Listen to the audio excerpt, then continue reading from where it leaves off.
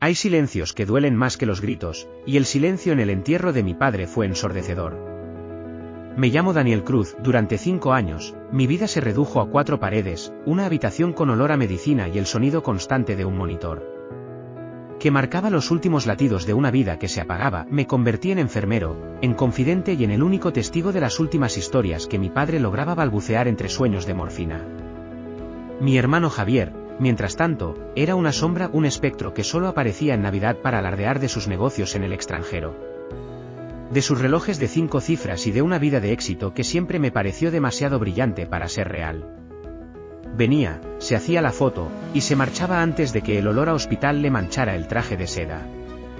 Pero aquel día de lluvia, frente a la tumba fresca, Javier no parecía triste.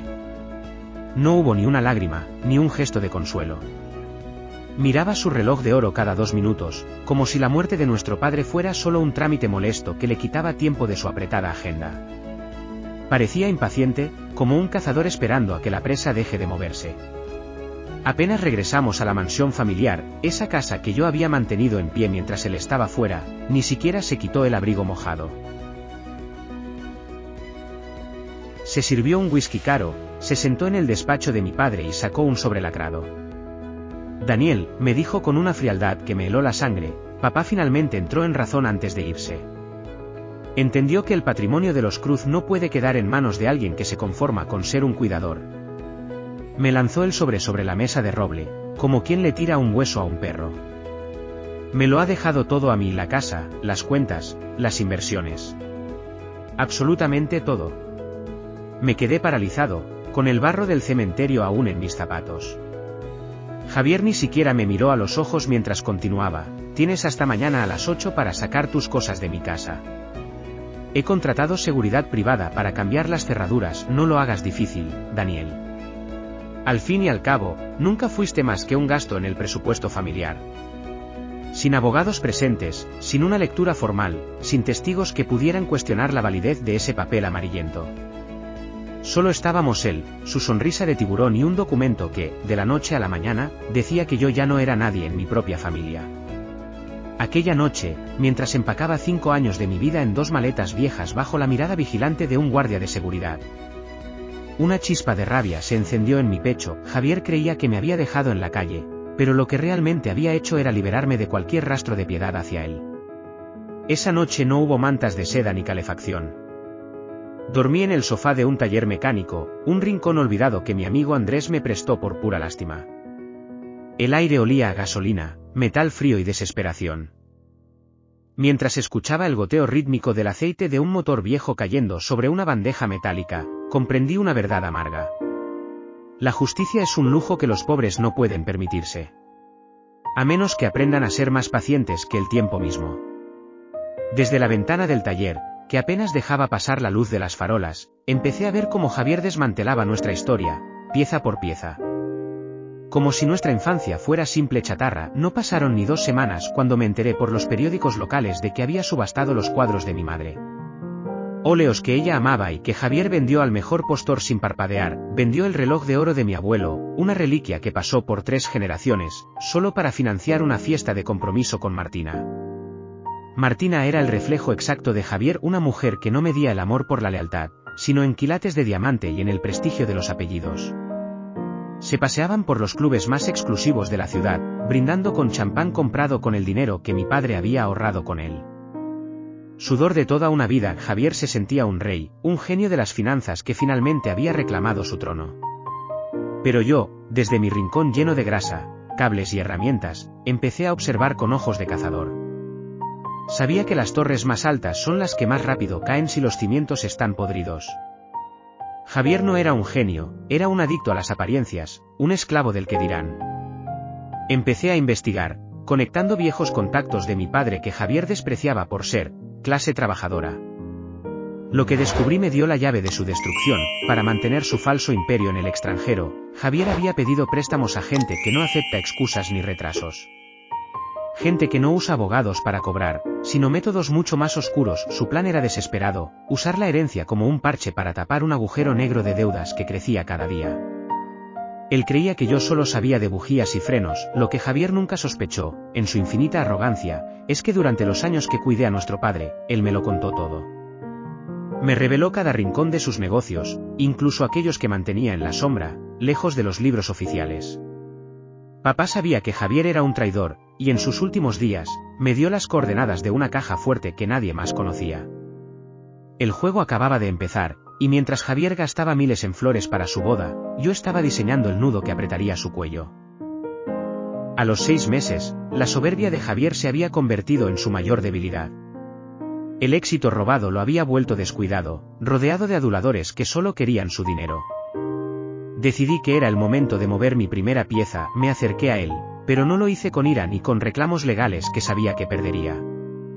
Lo hice con la cabeza baja y la ropa gastada, fingiendo una derrota absoluta. Me presenté en su oficina, el antiguo despacho de mi padre, ahora decorado con un lujo vulgar, y le pedí perdón. Le dije que la calle era fría, que el hambre me había enseñado mi lugar y que aceptaba que él era el único heredero legítimo. Javier, cuya arrogancia necesitaba ser alimentada constantemente, se deleitó con mi humillación. Ver a su hermano, perfecto, suplicando por las migajas que caían de su mesa era el trofeo que siempre había deseado. Encantado de tenerme bajo su bota, de verme abrirle la puerta del coche y cargar sus maletas, aceptó contratarme como su asistente personal y chofer. Fue, sin saberlo, el error más grande de su vida. Me convirtió en el hombre invisible, en el fantasma que estaba presente en todas sus reuniones y que limpiaba sus ceniceros mientras él discutía sus fraudes por teléfono. Como su sombra, tuve acceso a lo que nadie más podía ver. Mientras él dormía o se perdía en fiestas con Martina, yo memorizaba los códigos de su caja fuerte. Clonaba las tarjetas de acceso de sus oficinas y navegaba por sus correos electrónicos a altas horas de la madrugada. Fue así como llegué al corazón de su mentira, una empresa fachada registrada en un paraíso fiscal llamada Reyes Asociados. Era a través de esa cuenta donde Javier estaba drenando cada céntimo de la herencia para pagar a sus peligrosos acreedores.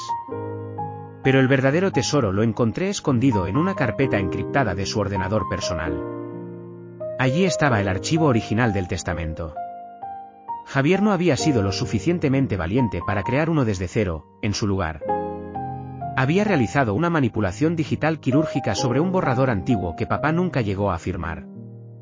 Era una obra maestra del engaño, casi perfecta. Excepto por un detalle que la avaricia le impidió ver.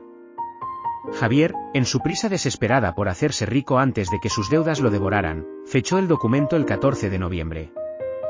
Lo que no sabía, o lo que olvidó en su delirio de grandeza, es que el notario cuya firma y sello aparecían en el papel, el viejo don Julián, había fallecido 3 meses antes de esa fecha. Javier había sido descuidado.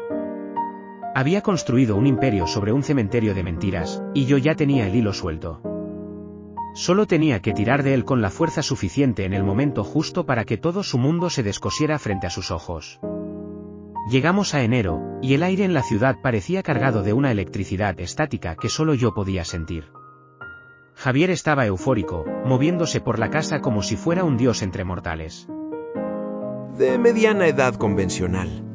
Su boda con Martina no era solo un enlace, era su coronación oficial. Había alquilado el salón más caro de la ciudad, un palacio de cristal y mármol, donde cada detalle, desde las orquídeas importadas hasta el champán de edición limitada, gritaba una fortuna que no le pertenecía. Él creía que estaba a un paso de la gloria eterna, de borrar su pasado de deudas y empezar de nuevo con el nombre de los Cruz como escudo.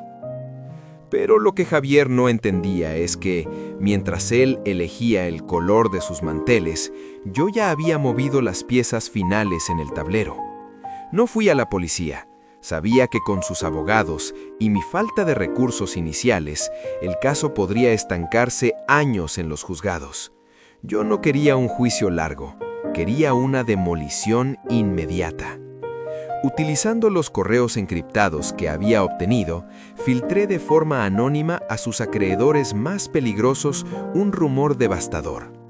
Javier no iba a usar el dinero de la herencia para pagarles, sino que estaba planeando vaciar las cuentas y huir del país con Martina justo después de la luna de miel. La paranoia empezó a devorarlo como un cáncer. Aquellos hombres, que no entendían de paciencia ni de excusas, empezaron a llamarlo a todas horas. Javier dejó de dormir. Sus ojos, antes brillantes de arrogancia, ahora estaban inyectados en sangre y siempre mirando por encima del hombro. Cada vez que me miraba por el retrovisor del coche mientras lo conducía a sus reuniones secretas, yo le devolvía una sonrisa mansa, con la lealtad de un perro fiel, asegurándole que todo saldría bien. Por dentro, sin embargo, yo no sonreía. Yo contaba los segundos, escuchando el tic-tac de un reloj que solo él no podía oír. Aterrorizado por la presión de los cobradores, Javier empezó a cometer errores de principiante.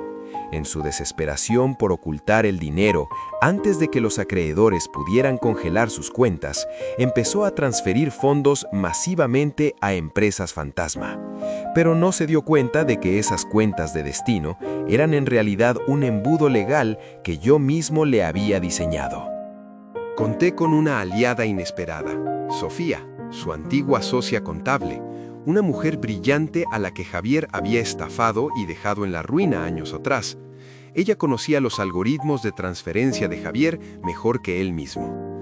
Juntos, redirigimos esos movimientos para que, cada vez que Javier intentaba esconder su fortuna, en realidad estuviera firmando su propia confesión de desvío de capitales y fraude fiscal. Javier estaba cavando su propia fosa, y lo hacía con una pala de oro mientras me pedía que le abrochara los gemelos para su gran día. Y entonces, el calendario se detuvo en el 1 de febrero. El aire del salón catedralicio estaba saturado con el perfume de miles de orquídeas blancas y el brillo ofensivo de la cubertería de plata. Era un escenario diseñado para la gloria, un monumento al ego de un hombre que creía haber escapado de su propio destino. Javier estaba allí, de pie en el altar, ajustándose la corbata de seda con dedos temblorosos por la falta de sueño, pero con la mirada fija en Martina, que avanzaba como un trofeo de caza hacia él. En ese momento, Javier se sentía, por fin, el dueño absoluto del mundo. Pero la música de cámara se cortó en seco. Cuando llegó el momento de los anillos, el silencio que siguió no fue el de la reverencia, sino el del shock. No entró el paje, entré yo, caminando por el pasillo central con el mono de mecánico aún manchado de la grasa del taller, rompiendo la pulcritud de la ceremonia. Llevaba en la mano un sobre lacrado, idéntico en forma, pero opuesto en alma al que él me mostró con desprecio en el funeral de nuestro padre. Javier palideció. Su sonrisa de tiburón se transformó en una máscara de puro terror cuando me planté frente a él, en mitad del altar. No necesité gritar. En voz alta, con una calma que resonó en cada rincón del salón y ante el silencio sepulcral de sus socios, sus suegros y la propia Martina, leí la verdad que él había intentado enterrar bajo capas de fraude. Leí el testamento original de los Cruz, el verdadero, aquel que nuestro padre había custodiado legalmente en una caja de seguridad en el extranjero, cuya llave Javier nunca encontró porque estaba escondida en el lugar que él más despreciaba, el viejo motor del primer coche de papá, que aún descansaba en mi taller. El documento era claro. Javier había sido desheredado un año antes por malversación de fondos familiares, y yo era el único administrador legal de cada activo, cada propiedad y cada céntimo. En ese instante, el espejismo se rompió. Al fondo del salón, las puertas pesadas se abrieron y no entró el servicio con champán, sino la Policía Nacional junto a los representantes de sus acreedores más oscuros. Martina no necesitó escuchar más, se dio la vuelta y se marchó sin mirar atrás, dejando a Javier solo en un altar que ahora parecía un patíbulo. Vi cómo le ponían las esposas sobre sus gemelos de diamantes. Vi cómo perdía su casa, su prometida, su prestigio y su libertad en lo que tarda en cerrarse la puerta de una celda. No hubo pelea, solo el sonido metálico del fracaso absoluto.